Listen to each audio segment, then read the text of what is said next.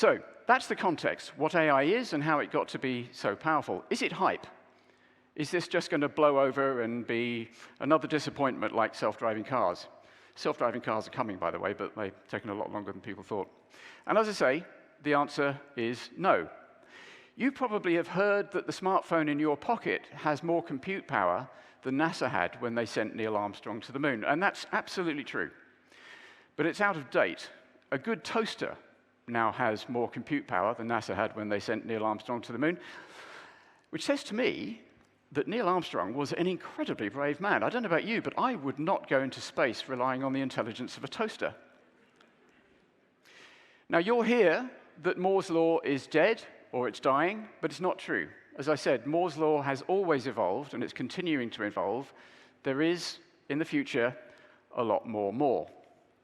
As a result, there is an enormous amount of investment going into AI. A lot of it is coming from these American tech giants. These companies are spending an incredible amount of money on R&D. Amazon spends on R&D 50% of what the UK spends. And when I say the UK, I mean UK government, all of its universities, and all of its companies. Half of all that is spent every year by Amazon. In China, there are also tech giants.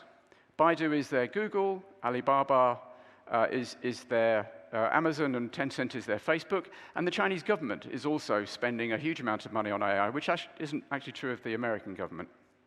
So there are tech giants in America, there are tech giants in China, and here's all the tech giants in Europe. Actually, that's not entirely true. You could argue that Spotify is a tech giant, but it's not quite in the same category. And it's not just Europe. The Middle East, the rest of Asia, apart from China, the whole of Latin America, the whole of Africa. There are no tech giants. And I don't think this is a good idea. I've got nothing against America or China, but I don't think it's a great idea for humanity's most powerful technology to be a duopoly between America and China. So I do think that the rest of the world should step up to the plate.